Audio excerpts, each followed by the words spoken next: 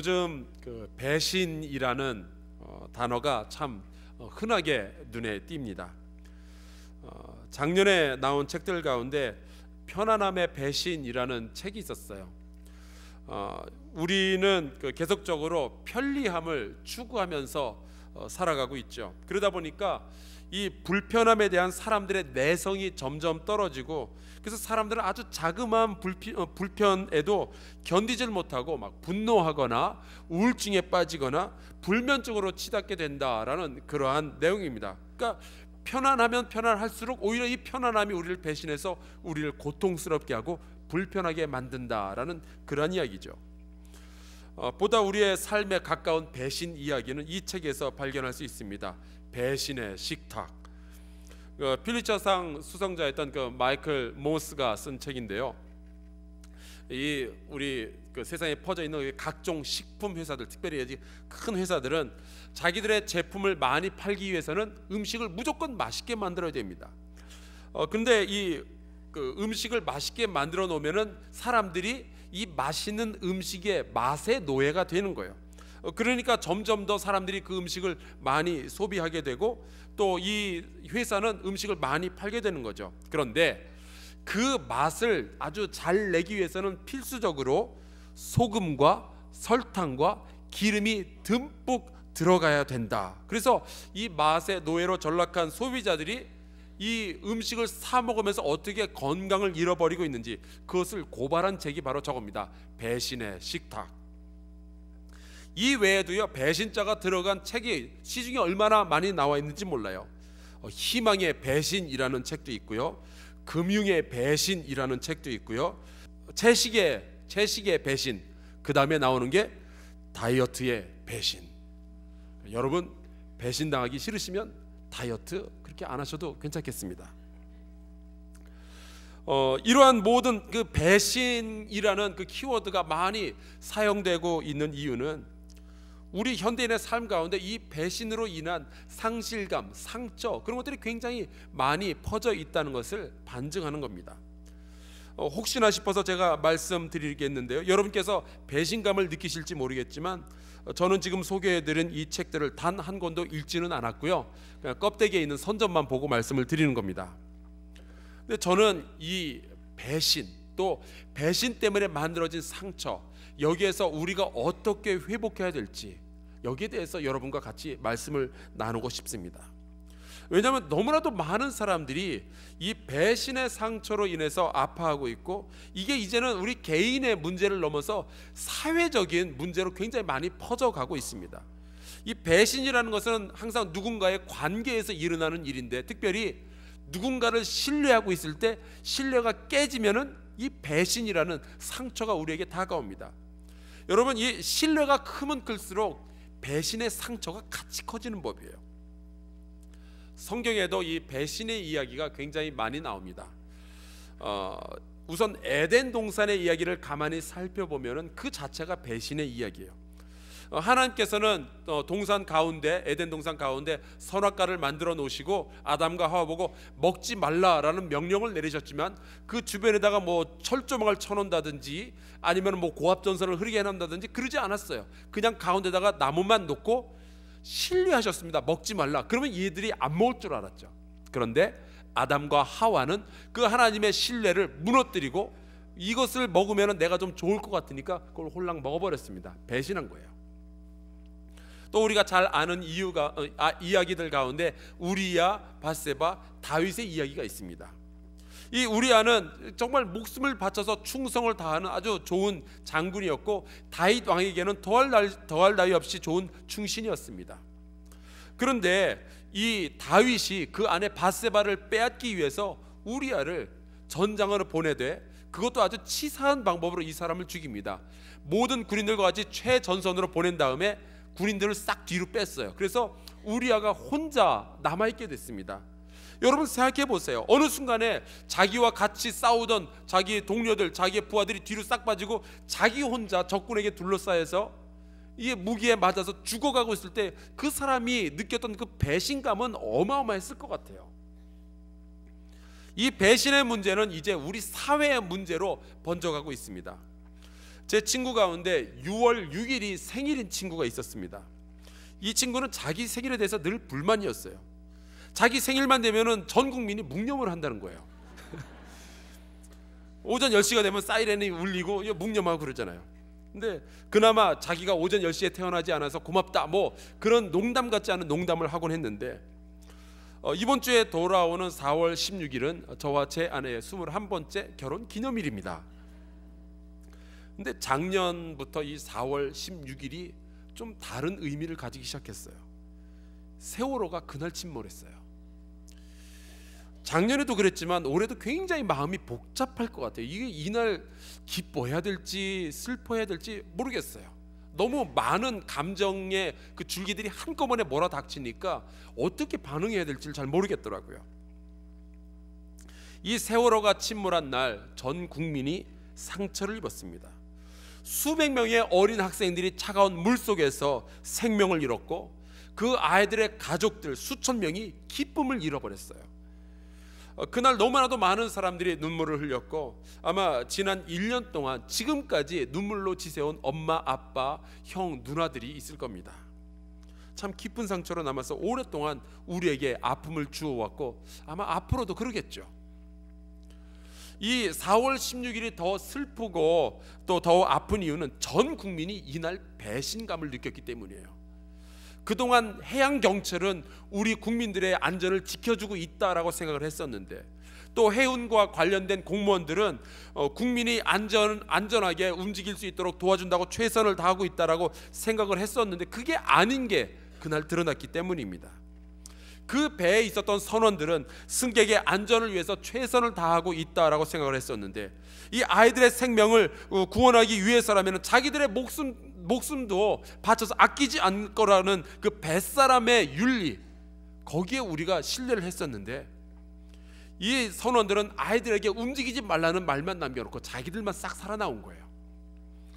그래서 한자로 배신, 이거는 등 배자에 믿을 신자를 씁니다. 믿음에 등을 돌리는 거예요. 배신은 생각보다 우리의 삶 속에, 하루하루의 삶 속에 굉장히 밀접하게 다가와 있습니다. 예수님은 이 배신의 상처를 누구보다 잘 아시는 분이세요. 오늘 우리는 요한복음 21장에 나오는 유명한 이야기, 아마 우리 지난 신앙생활을 하면서 굉장히 많이 들어봤을 법한 그런 이야기죠. 예수님께서 갈릴리의 해변가에서 먼저 아침 식사를 준비하십니다. 같이 읽지는 않았지만 9절에 보면은 예수님께서 숯불에다가 생선하고 떡을 굽고 계셨다라고 했습니다. 저는 이 9절 읽으면서 꼭 이렇게 군침을 한번 딱 삼키고 지나가게 되는데요. 제가 이 동해안에 가면은 가장 좋아하는 요리 가운데 하나가 이 생선 숯불구이입니다. 지난번에 우리 장로님들하고 같이 속초에 갔을 때 도루묵 숯불구이를 먹었는데요. 뭐 해품달, 해를 품은 달, 그거보다 더 좋은 게 알품도, 알을 품은 도루묵, 기가 막히게 맛있어요. 예수님은 이렇게 맛있는 음식을 손수 제자들을 위해서 준비하셨습니다. 예수님도 요리하실 줄 안다는 사실, 그거 여러분 알고 계셨어요? 15절에 보면요, 그들이 조반을 먹은 후에라고 말씀하고 있습니다. 제자들과 이 예수님이 같이 식사를 하신 거예요. 근데 여러분도 그렇겠지만 저도 이 말씀을 읽으면은 벌써 팍 하고 머릿속에 떠오르는 장면이, 또 다른 장면이 하나 있어요. 그것은 예수님과 제자들이 마지막으로 먹었던 이 최후의 만찬 순간입니다. 예수님은 의도적으로 이 장면을 이 제자들 앞에서 연출을 하셨을 거예요. 그러니까 이 장면을 잘 이해하려면은 마가복음 14장에 나오는 이 예수님의 최후의 만찬 이야기를 우리가 먼저 좀 이해를 해야 할 필요가 있습니다. 이 식사는 유월절을 기념하는 유대인들의 전통적인 식사인데, 그래서 이제 저희 교회에서는 3년 전부터 우리 장로님들과 같이 이 식사를 유월절 만찬을 같이 하면서 그날 예수님과 제자들 사이에서 어떤 일이 있었는지를 같이 기념하는 그런 행사도 하고 있습니다. 그런데 이 예수님이 제자들과 최후의 만찬 시간에 같이 식사를 하다가 갑자기 예수님께서 이런 말씀을 하십니다. 내가 진실로 너에게 이르노니 너희 중에 한 사람이 나를 팔리라. 너희들 중에 누구 한 사람이 나를 배신할 거다라고 예수께서 말씀하신 거예요. 근데 더 놀라운 거는 이 말씀에 대한 제자들의 반응입니다. 이 상황에서 오직 한 사람만 뜨끔했어야 돼요. 그렇죠? 가룟 유다. 이 친구가 배신할 생각을 가지고 있었으니까 만약에 뭐 입에다 뭐 먹고 있다가 예수님이 그 얘기했으면 혼자서 막 콜락거리면서 뭐 재채기하고 그랬을 거예요. 그런데 제자들은요, 이 얘기를 듣고 아유 주님 그게 무슨 말씀입니까? 절대로 그런 일은 없을 겁니다. 우리가 만약에 그런 일이 일어난다면 우리가 주님을 지켜드리겠습니다. 당연히 제자들이 그런 얘기해야 되지 않겠어요? 그런데 그 말을 들은 제자들이 이렇게 말해요. 몹시 근심하여 각각 여짜오되 주여 나는 아니죠. 마치 들켰다는 듯이 주여 나는 아니죠. 예수님이 배신을 당한다는 거에 별로 관심이 없어요. 그저 나만 아니길 바랬던 거죠. 황당한 이야기는 나는 아니죠 라고 물었던 제자들은 이 최후의 만찬이 끝난 뒤 한 사람도 예외 없이 몽땅 다 예수님을 배신했어요. 겟세마네 동산에서 예수님이 이 죽음을 앞두고 십자가를 앞두고 너무 고민되고 가슴이 아파서 제자들 보고 함께 기도하자 그랬는데 제자들은 예수님을 버려두고 그냥 쿨쿨 잠만 잤습니다. 선생님과의 사이에서 신의를 지키는 것보다 잠자는 것이 더 중요했던 거예요. 그게 배신이죠. 제자들 사이에서 돈을 맡았던 유다는 은 30에 예수님을 배신했습니다. 게다가 여러분 이 배신의 순간에 무슨 일이 있었는지 아세요? 유다는 이제 미리 암호를 그 예수님을 잡으러 오는 사람들하고 미리 짰습니다. 내가 예수님을 끌어안고 뽀뽀를 할 테니까 그분이 예수님이다. 그분을 잡아가라 이거죠. 그래서 예수님에게 인사를 하면서 라삐어 그러면서 예수님에게 인사하고 안고 뽀뽀를 하자 그걸로 예수님을 팔아 넘기는 일이 일어났습니다. 기가 막힌 거는 여러분 끌어안고 뽀뽀를 하는 것은 사랑과 헌신의 표현이잖아요. 아니 어떻게 사랑의 표현을 가지고 배신의 도구로 삼냔 말이죠. 차라리 브루투스가 시저를 배신할 때처럼 등 뒤에서 칼을 꽂는 게 더 낫지. 그게 좋다는 의미는 아니지만 차라리 그게 낫지 어떻게 사랑의 표현을 배신의 도구로 쓰냐. 참 답답한 이야기예요. 그리고 여러분 예수께서 그 군병들에게 잡히셨을 때 마태복음 26장 56절에 보면은 이렇게 돼 있어요. 제자들이 다 예수를 버리고 도망하니라. 은 30이라는 대가는 유다가 받았죠. 다른 제자들은 은 30 대신에 안전이라는 대가를 취하고 대신 예수님을 전부 배신해 버린 거예요. 베드로는 예수님을 모른다고 3번이나 부인하고 나중에는 저주까지 했습니다.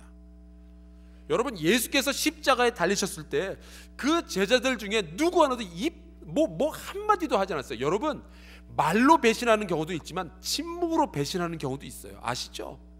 내가 정말 사랑하는 그 사람이 나를 위해서 단 한마디도 하지 않을 때 얼마나 서운해요. 얼마나 배신감을 느껴요. 바로 그 상황이에요.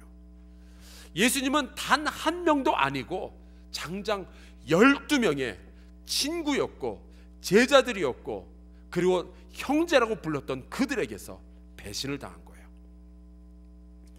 사랑하는 성도 여러분, 혹시 여러분 가운데 배신의 상처 때문에 지금도 아파하고 있는 분들이 계신가요? 우리 주님 다 이해하셔요. 그 상처가 얼마나 아프고 쓰린지 우리 예수님 다 알고 계셔요. 그 상처가 얼마나 눈물 나게 하는지. 아마 여러분이 기도 가운데 이 배신의 상처 때문에 주님 앞에 막 이렇게 이야기를 쏟아 놓으면은 아마 우리 주님도 하실 말씀이 굉장히 많을 거예요. 다 한다. 내 딸아, 내 아들아, 나 다 알아. 나도 그렇게 배신당했어. 그런데 그렇게 배신을 당해서 죽으신 예수님이 부활하신 거예요. 그런데 예수님은 부활하셨지만 과연 그 예수님과 제자들 사이에 무너져버린 이 사랑의 관계는 어떻게 회복시킬 거냔 말이죠. 그것이 바로 오늘 말씀의 핵심이에요. 오늘 말씀에 보면 예수님은 제자들에게 생선과 떡을 구워주시죠. 여러분 이 배신의 상처가 배신의 상처가 우리의 관계를 다 무너뜨려 버렸을 때 회복의 신호탄은 가해자가 아니라 피해자가 쏘아 올려야 돼요. 물론 가해자가 찾아와서 뭐 눈물을 흘리며 용서를 빌 수도 있지만 결국 회복의 열쇠는 피해자가 가지고 있는 법이에요. 상처도 남아있고 여전히 아프고 고통스럽고 그것이 여전히 내 상처와 이 고통과 파괴적 이런 감정들이 내 안에 있지만 거기에 머물러 있지 않겠다라는 결단은 피해자가 해야 돼요. 예수님이 그렇게 하셨습니다. 근데 예수님께서 베드로에게 물어보셔요. 요한의 아들 시몬아, 내가 이 사람들보다 나를 더 사랑하느냐? 너 나를 사랑하는 게 맞냐? 우리가 살다 보면 참 이 질문만은 받기 싫다라는 그런 질문들이 있을 수 있어요. 이 질문은 좀 하지 않았으면 좋겠다. 저는 단골 미장원이 있습니다. 제가 한 3주에 한 번 정도 거기에 가서 머리를 깎는데, 저는 그거 이해하시는 분이 있으실지 모르겠는데 머리카락이 이렇게 자라요. 그래서 이거를 자주 깎지 않으면 굉장히 이상한 사람이 됩니다. 아마 여러분이 우리 담임 목사님 머리카락이 안 자라는 것 같아요. 그렇게 여기실지 모르겠지만 자주 깎습니다. 그리고 또 이 짧은 머리에 무슨 스타일이 있겠는가 싶겠지만, 여러분 머리가 짧으니까 1mm 가지고도 스타일이 확확 바뀌어요. 어떻게 머리를 깎느냐에 따라서 제가 똑똑해 보일 수도 있고요, 좀 멍청해 보일 수도 있습니다. 지난주에 제가 머리를 깎았는데 어때요? 괜찮습니까? 근데 한 번은 제가 도무지 머리 깎을 시간이 없는 거예요. 동네 목욕탕에 가서 그 목욕탕에 있는 그 이발소 아저씨한테 머리를 깎았습니다. 그런데 머리를 깎고 나서 보니까 되게 덜 떨어져 보이는 거예요. 제 어떻게 깎았는지 모르겠지만 이상하게 보이는 거예요. 얼마나 후회가 되든지요. 제가 다시 깎으라고 할 수도 없고, 너무 짧으니까 다시 깎으라고 할 수도 없고, 머리가 기른 다음에 목욕탕에서 나올 수도 없고, 또 이게 목욕탕을 선택한 제 자신이 너무 미운 거예요. 내가 왜 여길 왔을까? 하지만 어쩌겠어요. 그래서 그냥 참고 그냥 머리를 한 1, 2주 좀 기른 다음에 조금만 길면은 얼른 그 미장원 가서 깎겠다 생각이었습니다. 제가 거울에 비친 제 모습을 보면서 상처 입기는 참 오랜만의 일이었어요. 근데 그저 바라는 것이 하나 있다면, 제 아내가 모른 척하고 그냥 지나갔으면 좋겠다. 왜냐면 지금 가장 고통스러운 건 저잖아요. 상처 입었거든요. 그래서 집에 들어가니까 제 아내가 저를 이렇게 보다가 머리 어디서 깎았어요? 그 질문만은 하지 말지. 안 그래도 가슴 아픈데. 근데 저는 그래도 웃기기라도 하죠. 베드로는 아니에요. 베드로가 네가 나를 정말로 사랑하느냐라는 질문을 받았을 때는 정말 무서웠을 거예요. 그 질문을 받았을 때 얼마나 많은 생각이 떠올랐을까요? 게다가 그 질문을 한 번만 하신 것도 아니고 3번이나 반복적으로 하셨어요. 질문을 들을 때마다 베드로는 죄송하고 후회스럽고 아마 자기가 미웠겠죠. 예수님을 배신한 것이, 그렇게 그 예수님과의 관계가 망가진 것이 너무 가슴 아팠을 거예요. 그런데 예수님께서 이 똑같은 질문을 3번이나 베드로에게 물어보신 것은 베드로에게 잔인하게 복수하려고 하시는 것이 아니었어요. 베드로의 관계를 다시 회복시키기 위함이었습니다. 베드로는 분명히 잘못이 있어요. 잘못이 없어지는 건 아니에요. 그거는 그대로 있어요. 하지만 그 잘못으로 인해서 베드로와 예수님의 관계가 완전히 무너지고 끊어지는 것은 예수께서 원치 않으셨던 거예요. 잘못이 있지, 그러나 나는 너와 나의 관계를 회복하기 원한다. 그거죠. 굉장히 많은 사람들이 이 내가 상처를 입었으면 반드시 뭔가 보상이 이루어져야만 관계가 회복된다라는 생각을 하고 있어요. 또는 내게 피해를 입힌 사람이, 죄악이 내가 좀 잊혀져야 그제서야 그 사람을 찾아가서 관계가 회복되지. 내 지금 머릿속에 그 사람이 잘못한 것이 아주 정말 새롭게, 날마다 새롭게 기억이 떠오르는데 어떻게 관계를 회복시킬 수 있느냐, 그런 생각을 가지고 있어요. 근데 그거는 전혀 예수님의 방식이 아닙니다. 예수님은 여전히 그 상처가 있지만 상처가 사라질 때까지 기다리는 것이 아니라 상처를 딛고 일어서서 관계를 회복하길 원한다라고 지금 말씀하고 계시는 거예요. 만약에 그렇지 않았으면 예수님은 자기를 배신하고 도망간 제자들, 자신을 십자가에 못 박았던 사람들을 찾아다니면서 머리 풀어 헤치고 여기서 피 뚝뚝 흘리면서, 손에서 피 흘리면서 찾아가서 나 겟세마네 동산에서 기도할 때 니네 잤지? 네가 나 못 박았지? 네가 내 옆구리에 창 찔렀지? 찾아다니면서 막 복수하고 겁주고 그러셨을 거예요. 근데 아니에요. 그분은 여전히 여기에 상처가 있고, 여전히 손에 상처가 있고, 여전히 발에 상처가 있었지만 그 몸을 가지고, 그럼에도 불구하고, 고통이 있음에도 불구하고 그 배신한 제자들을 찾아가서 만나시고 위로하시고 다시 신뢰의 관계를 회복하길 원하시는 거예요. 이제는 예수님께서 다시 제자들에게 임무도 주시는 거예요. 그것이 예수님의 지혜이고 우리가 반드시 배워야 할 예수님의 가르침입니다. 제가 아는 목사님들 가운데 김범석 목사라는 분이 있어요. 이분은 여러분 잘 아시는 그 김동호 목사님하고 같이 그 높은 뜻 숭의교회에서 굉장히 오랫동안 같이 동역을 하시고 또 교회 사회 참여에 대해서 많은 글을 쓰셨는데 그 책들 가운데 하나가 바로 이 책이에요. 광야를 걷다. 이게 좀 사진을 잘못 찍어서 죄송합니다. 제목이 광야를 걷다라는 책입니다. 제가 이 책은 다 읽었습니다. 처음부터 끝까지. 근데 이 책의 내용 가운데 한 챕터가 이런 소제목을 가지고 있어요. 지금보다 더 아프고 싶다면 복수하세요. 이 목사님한테는 어린 딸이 있었습니다. 이 딸이 어느 날 그 식탁에 머리를 이렇게 콩 부딪혀가지고 아프니까 이제 울기를 시작한 거예요. 목사님이 이제 딸을 위로한답시고 야, 너를 아프게 한 식탁을 내가 혼내줄게. 왜 우리 떼찌 해줄게 뭐 그런 거 있잖아요. 내가 혼내줄게. 그러면서 이 식탁을 이 목사님도 머리를 이렇게 들이받았답니다. 근데 힘 조절을 잘못해가지고 좀 세게 들이받은 거예요. 쿵 소리가 나고 이 목사님의 눈에는 눈물이 핑 돌고 아야 그러면서 이제 머리를 막 문지르니까 딸이 그걸 보고 아빠를 아프게 한 식탁을 자기가 혼내주겠다고 그러면서 손으로 이 테이블을 세게 또 때린 거예요. 그러니까 당연히 딸의 손이 아프니까 딸이 더 크게 울기 시작했습니다. 이 광경을 곁에서 보고 있던 사모님이 도대체 뭐 하는 짓이냐면서 그리고 아이를 이제 우는 걸 달래면서 이 식탁은 생명이 없기 때문에 이게 잘못도 없고 또 예수 믿는 사람은 이렇게 용서를 해야지 뭐 복수하고 그러는 거 아니라면서 딸애를 가르쳤대요. 졸지에 이 목사님은 머리에는 홍나고 딸애는 더 울음을 더 크게 만들고 또 아내한테는 구박받는 믿음 없는 목사가 되어서 조용히 서재로 들어갔다는 그 얘기가 여기 들어가 있더라고요. 상처를 입었을 때, 배신을 당했을 때, 이 배신의 상처는 우리를 증오라는 밧줄로 피해자와 가해자를 묶어놓는 아주 희한한 일들이 생겨납니다. 이 배신당하면 반드시 드는 생각 중에 하나가 이거예요. 그 사람도 내가 지금 얼마나 고통스러워하는지 경험해봐야 돼.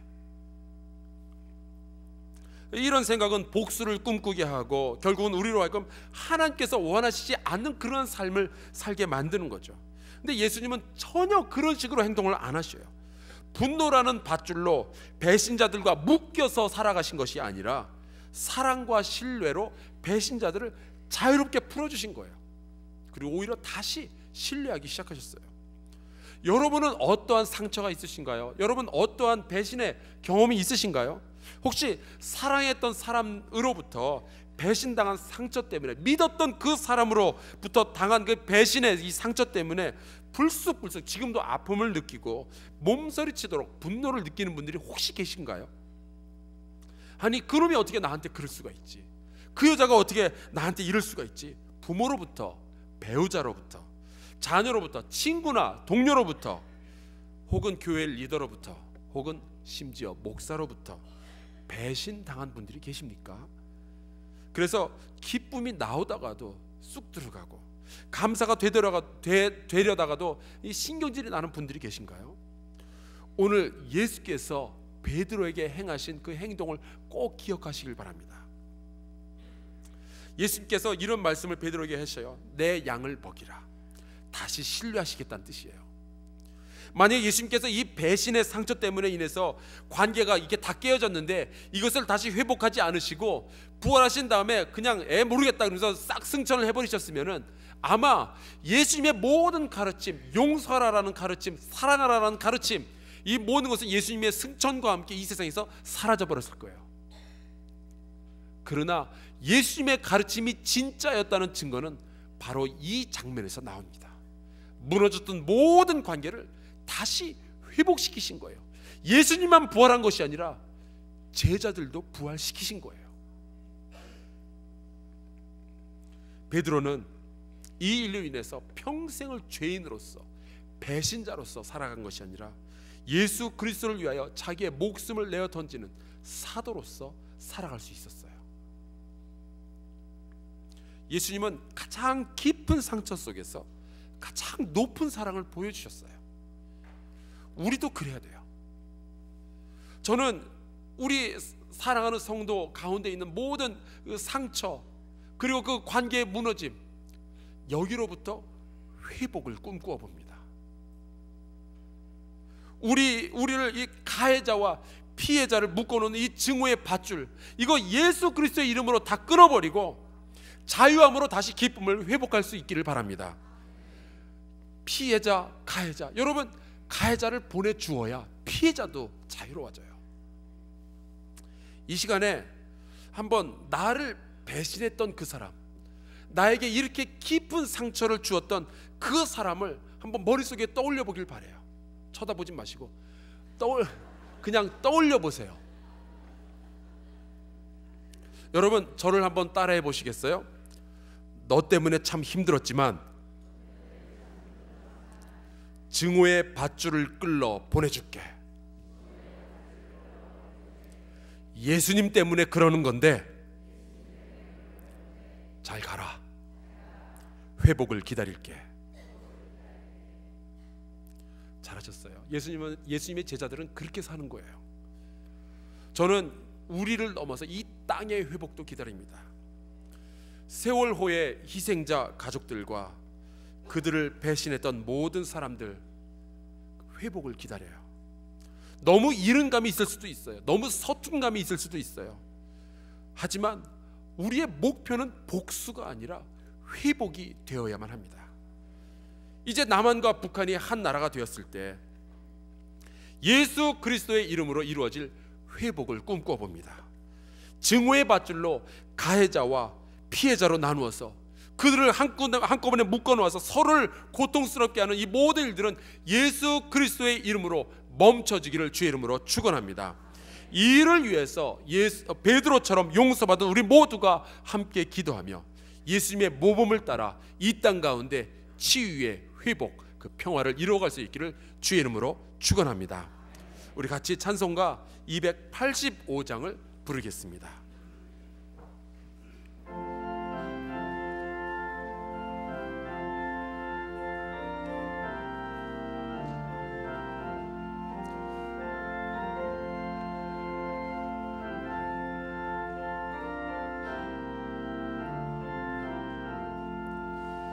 주의 말씀 받은 그날 참 기쁘고 복되도다.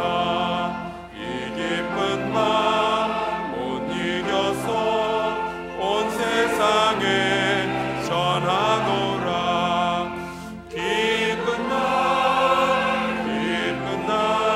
주 나의 죄 다 씻은 날 늘 깨어서 기도하고 늘 기쁘게 살아가니. 기쁜 날 주 나의 죄 다 씻은 날. 이 좋은 날 내 천한 몸 새 사람이 되었으니 이 몸과 마음 다 바쳐서 영광의 주 늘 섬기리. 기쁜 날 주 나의 죄 다 씻은 날 늘 깨어서 기도하고 늘 기쁘게 살아가니. 기쁜 날 주 나의 죄 다 씻은 날.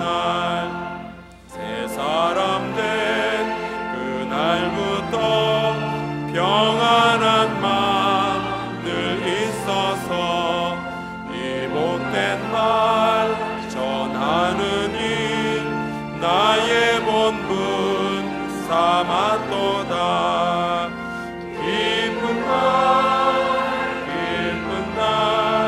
주 나의 죄 다 씻은 날